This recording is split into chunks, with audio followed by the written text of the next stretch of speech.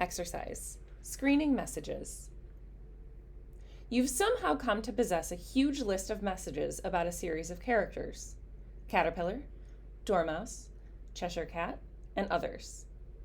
The list is contained in the Alice messages constant below. Try to print out the Alice messages array to see the whole list, but beware, it's large enough that it may cause your playground to run slowly. So we have print Alice messages. And that's a lot of messages. Whole lot of messages. All right, so what I'm going to do is I'm going to comment that out for right now. And I can also see these here, by the way. All right, the caterpillar has asked you to go through the messages and to relay any that contain the caterpillar's name, along with the message number. Instead of reading all of the text yourself, you decide to write more code to help. You'll use another kind of for in loop on this page. You're accustomed to the loop variable containing the items from the array, but in this case, you want to print the message number. So your loop will iterate over the indices of the array instead of its contents. Here's an example of iterating over the indices of an array. So we have let colors get the array red, orange, yellow, green, blue, indigo, violet. For I, so for each index, in 0 to colors count -1. So it's colors count is the length of colors, and -1 because remember the index starts at 0. So this is 0, 1, 2, 3, 4, 5, 6. So the length of this, the count, would be 7, but I want it to stop at 6. So that's why it's from 0 to colors count -1, because it's the length -1.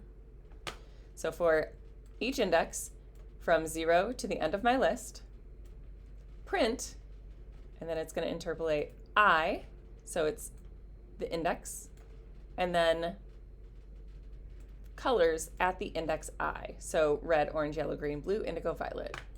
So this is accessing colors at each individual index.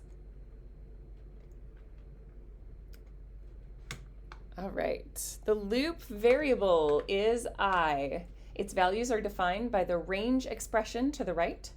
It uses the ...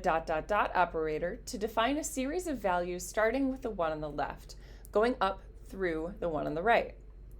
To generate the indices of an array, the start of the range is 0, and the end is the last index, which is one less than the count of the array, which is what I just explained. Exercise. Create a for in loop to process the Alice messages array by iterating through its legal indices, so the ones that are in the list. In the body of the loop, use the index to access a message from the array and check whether it contains the string caterpillar. If the message refers to the caterpillar, print it to the console along with its index. This process is called linear search. Linear search is a common algorithm for processing arrays by examining its contents in order and evaluating each item to determine whether it meets certain criteria. So we're going to write that loop.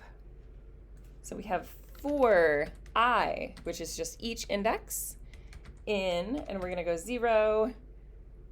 Oops. Lost my stuff there. ...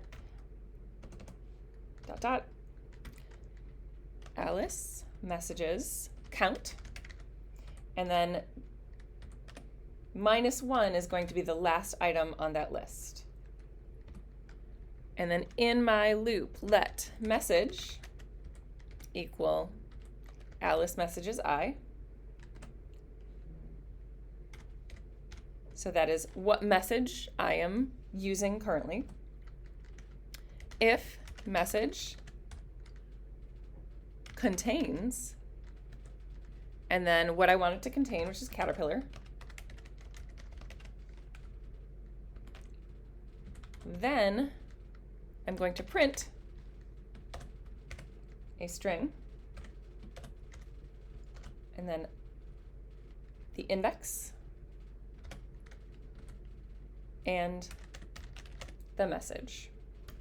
So what this does is for each item in the Alice messages list, so for each index, starting at 0 until the end of the list, it's going to look at 0 and then 1 and then 2 and so on until it reaches the end of the list. And it doesn't matter how long the list is, this accesses that last item. So you wouldn't have to reprogram it if the list count changed. We are going to let message get the current message. So Alice messages at the index of I. So starting at 0 and then 1 and then 2. So it's just accessing each message. If the message contains the string caterpillar, so I'm just looking for the word caterpillar. Remember, this is case sensitive, so it's a name, so it's going to be a capital C, or should be every time. Then it's going to print what number and what the current message is. So we got Alice messages I at the index of I here, so that's going to be whatever the message is. So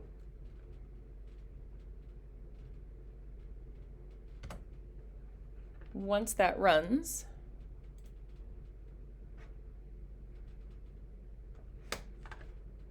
we should have all of these printed below.